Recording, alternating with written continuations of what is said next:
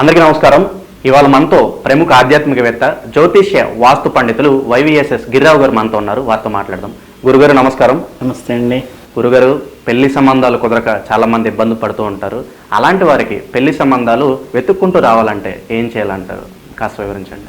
ప్రధానంగా అందరూ కూడా అడిగేటువంటిది ఏంటంటే, ఈ వివాహానికి ఉద్యోగానికంటే అమ్మాయికి పెళ్లి కాలేదు, అబ్బాయికి ఉద్యోగం రావాలి అని జనరల్గా అడుగుతారు. కాకపోతే మా కమ్యూనిటీలో డిఫెక్ట్ ఏంటంటే, అబ్బాయికి కూడా పెళ్లి కావాలని ఏంటంటే మాకు షార్టేజ్ వచ్చింది ఆడపిల్లలు. అబ్బాయిలు ఎక్కువ మంది ఉన్నారు. అందుకని బ్రాహ్మణులు అబ్బాయిలకు కూడా పెళ్లి సంబంధాలు దొరక చాలామంది అవసరపడుతున్నారు. అంటే ఇటు ఉద్యోగం ప్రభులు అబ్బాయికే పెళ్లి సంబంధం. దీంట్లో ఏంటంటే ప్రధానంగా చెప్పుకోవాల్సింది ఏంటంటే, మనకి జాతక చక్రంలో సప్తమ స్థానం అని ఉంటుంది. అంటే మనకి లగ్నం ఎక్కడైతే ఉంటుందో, ఈ లగ్నం నుంచి లగ్నాన్ని ఒకటిగా తీసుకుని క్లాక్ వైజ్గా లెక్క పెట్టుకుంటూ వెళ్తే 7వ గడి, ఆ 7వ గడి దగ్గర సప్తమ స్థానం అంటారు. అది వచ్చేసి ఏంటంటే, ఈ సప్తమ స్థానం వచ్చి వివాహానికి సంబంధించింది అంటారు. ఆ వివాహానికే కాదు, ప్రాక్టికల్గా ఏంటంటే ఇప్పుడు మీరు ఒక బిజినెస్ చేశారనుకోండి, మీ పార్ట్నర్ని ఎంచుకోవాలన్నా కానీ సప్తమ స్థానం ఉపయోగపడుతుంది. అలాగే మీ ఫ్రెండ్స్ ఉంటారు క్లాస్లో కానీ మామూలుగా ఆఫీస్లో కానీ మీరు క్లోజ్గా మూవ్ అయ్యేవాళ్ళు, వీళ్ళు కూడా సప్తమ స్థానం. చాలామందికి ఏంటంటే సప్తమ స్థానం వివాహమే అనుకుంటారు.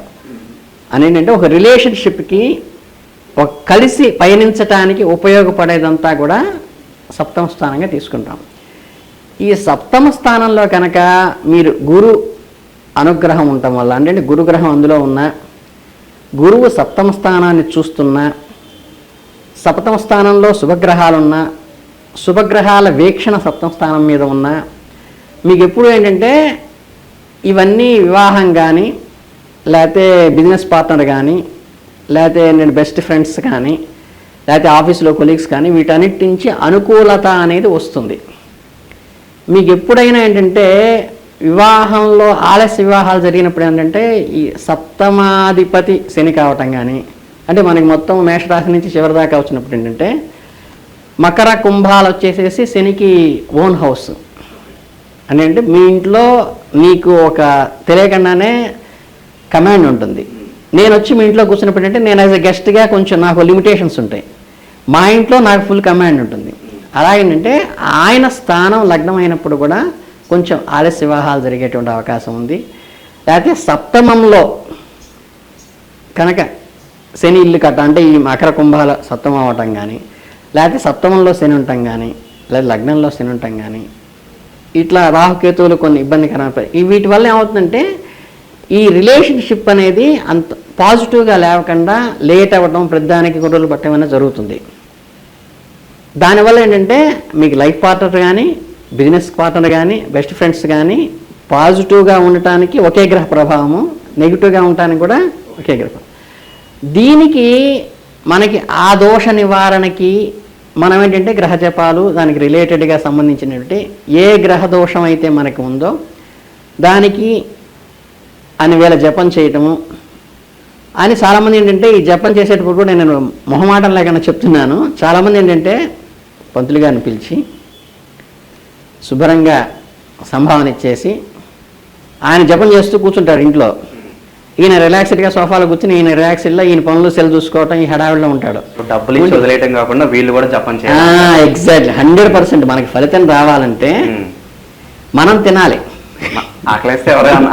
ఎవరి ఆకలి వాళ్ళు తెచ్చుకోవాలి. అలాగేంటంటే జపం చేసేటప్పుడు మనం ఏమాత్రం కొంచెం, అది పెద్ద క్రిటికల్ పదాలు ఏమి ఉండవు, నవగ్రహ స్తోత్రంలో ఉన్న ఏ గ్రహానికి సంబంధించినా సరే ఉండవు. కాబట్టి అవి దగ్గర కూర్చుని అవి మననం చేస్తూ, అంటే క్రికెట్ ఎంత యాంగ్జైటీగా చూస్తామో, సినిమాలు ఎంత యాంగ్జైటీగా చూస్తామో, మన బాగు కోసం మనకి మంత్ర జపం చేసేటప్పుడు మనం అక్కడ కూర్చుని ఆ సన్నిధిలో కూర్చుని స్నానం చేసి ఫ్రెష్గా కూర్చుని ఆ జపం చేసినంతసేపు మనం కూడా ఆ జపం మనకి ఎన్నిసార్లు వస్తే ఆయన చేసిన స్పీడ్గా మనం చేయలేకపోవచ్చు. అన్ని వేల జపం ఆయన చేస్తుంటే ఆయన దగ్గర కూర్చుని మనం కూడా అదే స్మరణ చేస్తూ గ్రహాన్ని మనం ఆరాధించి ఆ తర్వాత అప్పుడు మనం ఆ తీర్థం తీసుకుంటే వ్యాలిడ్. తప్పితే నువ్వు రిలాక్స్ అయిపోయి ఆయన ఏదో తీర్థం ఇస్తే నీకు రాదు. రెండోది ఏంటంటే గ్రహ జపాలు ప్రధానంగా చేయాల్సింది, ఫాలో కావాల్సింది, ఏదైతే గ్రహ జపం చేస్తారో దాంట్లో దశాంశం అంటే ఏంటంటే 1000 జపం చేశారనుకోండి, ఇప్పుడు శని ఉన్నాడు, 19,000 జపం చేసినప్పుడు అంటే ఆ 19,000లో 1900 తర్పణం వదలాలి. అందులో 1900లోంచి వచ్చేసి 190 వచ్చేసి హోమం చేయాలి హవిస్తో, అంటే నువ్వులు బెల్లం అవి పెట్టి హోమం చేయాలి. దానిలో మళ్ళీ దశాంశం అంటే 190లో 19 వచ్చేసి బ్రాహ్మణ భోజనం పెట్టాలి 19 మందికి. అలా ఈ సిస్టమేటిక్గా ఎవరైతే ఫాలో అవుతారో అంటే దశాంశం తర్పణము, దశాంశం అందులో దశాంశం హోమం, అందులో దశాంశం బ్రాహ్మణ భోజనం సిస్టమేటిక్గా ఎవరైతే చేస్తారో అది పూర్తి ఫలితాలను ఇస్తుంది. అలాగే ఆ జపం చేసినంతసేపు ఏంటంటే ఆ ధాన్యాన్ని మన చేత్తో పట్టుకుని చేయవలే, చేసినప్పుడు ఏంటంటే అప్పుడు అది ఫలిస్తుంది. ఇవన్నీ ఏంటంటే ఈ చిన్న చిన్న రెమెడీలు చేయకపోవటం వల్ల గ్రహ జపాల వల్ల మాకు ఫలితం లేదే అనేటువంటి డిఫెక్ట్ వచ్చేటువంటి అవకాశం ఉంది. రెండోది మేజర్గా గ్రహ జపాలు చేస్తే మంచి జరగాలి కదా, కొందరికి మంచి జరగకపోక చెడు జరుగుతుంది. దీనికి కారణం ఏంటి చెప్పంటారా? మీరు ఎప్పుడైనా సరే నవగ్రహ దానాలు ఇవి తీసుకునేటప్పుడు ప్రధానంగా అన్నిటికీనేమో మంచి పురోహితులు తీసుకుంటాడు, లేకపోతే ఇంకెవరన్నా ఆయన తోటి వాడిన తమ్ముడిని అన్నయ్యను తీసుకొస్తాడు. ఒక్క శనిగ్రహానికి వచ్చేసరికి మీరు ఏంటంటే పర్టికులర్గా చేస్తారంటే వాడిని చూస్తేనే మనకి బాగా చితికిపోయి నలిగిపోయినట్టుగా, అంటే ఆయన్ని పొందులుగా తీసుకొచ్చాయని అలా తీసుకొస్తారు. ఇక్కడ కర్మ సిద్ధాంతంలో ప్రధానంగా ఇప్పుడు దశాంశం తర్పణాల హోమం అని చెప్పాను. కర్మ సిద్ధాంతం ప్రధానంగా ఏంటంటే మనం ఎదుటివాడికి నమస్కారం పెడితే మనకి నమస్కారం ఎలా వస్తుందో, మనం ఎదుటి వాళ్ళకి మంచి చేస్తే డబ్బు దానం చేసినా, వస్తువు దానం చేసినా, పుస్తకం దానం చేసినా ఏదైతే ఫలితం వస్తుందో, అలాగే మనం ఏదైనా చెడు దానం చేస్తే అంటే మనకున్న అప్పును ఎదుటివాడికి ఇచ్చామనుకోండి, ట్రాన్స్ఫర్ చేసామనుకోండి, లేదా ఎదుటివాడిని మోసం చేసి డబ్బు తిన్నామనుకోండి, ఈ రిఫ్లెక్షన్ మనకి జీవితంలో మల్టిప్లై అయ్యి వస్తుంది.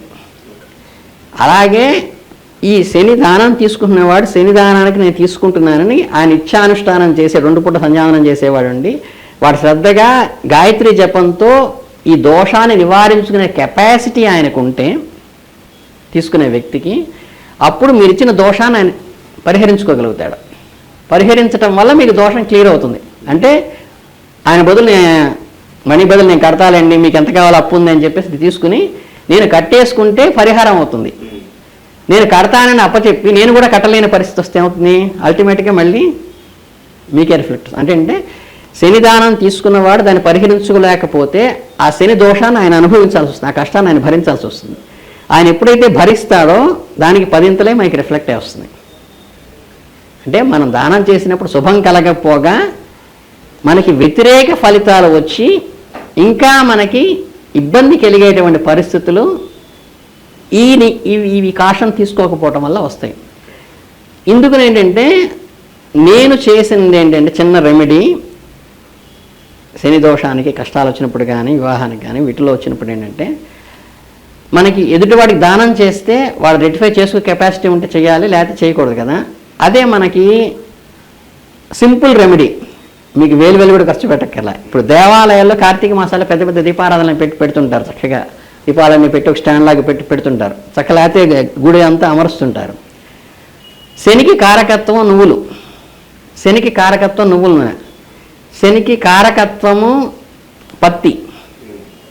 కనుకేంటంటే ఈ పత్తి ఎదుటివాడికి దానం చేయటం, ఎదుటివాడికి నువ్వులు దానం చేయటం, ఎదుటివాడికి నూనె దానం చేయటం కంటే కూడా చక్కగా ఆ దేవాలయంలో ఏవైతే పెడతారో ప్రమిదల్లో, స్వామిని ఈరోజు నేను దీపారాధన నేను తెస్తాలండి అని చెప్పేసి చక్కగా అన్నిట్లో ఒత్తులేసి అన్నిట్లో దీపారాధన చేస్తే ఆ దీపాల వల్ల దేవాలయం వెలుగు వస్తుంది. సో మీరు ఎవరికి దానం చేయలే, బట్ మీ దగ్గర నుంచి వినియోగించారు, దేనికి పత్తి వినియోగించారు, నువ్వుల నూనె వినియోగించారు, కానీ అది తీసుకుని ఎవరు సఫర్ కాల. అక్కడ దేవాలయంలో కాంతినిచ్చారు, అందరికి ఆహ్లాదం కలిగింది, అవి చూడంగానే ఒక రకమైన ఆర్తి ఆనందం కలిగింది. సో మీరు దానం ఇచ్చిన ఫలితం మీకు వస్తుంది, కానీ దానివల్ల ఎవరు సఫర్ కాలేదు, దానివల్ల ఒక పాజిటివ్ వైబ్రేషన్ వచ్చింది. అంటే పూలు అమ్మించుంటే కట్టెలమ్మటం అనే ఎంత బాధ ఉంటుంది. మీరు ఎప్పుడైనా పూల మార్కెట్కి వెళ్ళండి, సింపుల్గా చెప్తాను మీకు, ఏదన్నా మామూలుగా భరతనాట్యం కానీ సంగీతం కానీ క్లాసికల్ వాటికి వెళ్ళినప్పుడు తెలియని ఆహ్లాదం వస్తుంది. విశ్వనాథ్ గారి పిక్చర్స్ చూసినప్పుడు లోపల మనస్సు కరుగుతుంది, ఎంత మాస్ హీరో మాస్ డ్యాన్స్ ఫైట్లో ఉన్న దాంట్లో కంటే కూడా. అలాగే మీరు పూల మార్కెట్లోకి ఉంటుంది, మీకు మార్కెట్లో కూరగాయల మార్కెట్ దగ్గర పూల మార్కెట్ ఉంటుంది, అక్కడికి వెళ్ళగానే ఒక ప్లెజెంట్ అట్మాస్ఫియర్ కనిపిస్తుంది. సో మీరు చేసినటువంటి శని దోషమేమో మీకు నివారణ అయింది, కానీ దానివల్ల అందరికీ ఆహ్లాదము ఆనందము తేజస్సు కలిగినాయి కాబట్టి ఈ జపం చేసి ఇంకోటి దానం ఇచ్చేదానికంటే కూడా ఇది చాలా పర్ఫెక్ట్గా రెమెడీ అనేది పనిచేస్తుంది. సో ప్రధానంగా ఏంటంటే ఇలాంటివి దోష నివారణకి మనకి జాతకంలో ఏదైనా దోష నివారణ వచ్చినప్పుడు అవి చేసుకుంటే వస్తుంది. అలాగేంటంటే ఈ కాత్యాయని వ్రతం అనేది ఒకటి ఉంది, అది మన వ్రత బుక్లో మామూలుగా ఎక్కడైనా దొరుకుతుంది. అలాగే రుక్మిణి కళ్యాణం అంటారు, కృష్ణుడు రుక్మిణిని సందేశం ఇస్తే వెళ్ళి గంధర్వంగా తెచ్చుకుంటాడు. ఈ ప్రధానంగా ఏంటంటే ఆడపిల్లలకైతే మాత్రం మనకి ఈయన కూడా చాగంటి కోటేశ్వరరావు గారు కూడా చాలా చోట్ల చాలా ఊళ్ళల్లో కూడా కాత్యాయని వ్రతం చేయించారు. కనుక ఈ కాత్యాయని వ్రతం కానీ రుక్మిణి కళ్యాణం పారాయణ కానీ ఈ రెండూ చేస్తే ఆడపిల్లలకి చాలా మంచిదని, త్వరగా వివాహం అవుతుంది కూడా అంటారు. అది ధార్మికం. ఇది క్రియాకలాపంలో వచ్చేసేసి జపాలకు సంబంధించింది.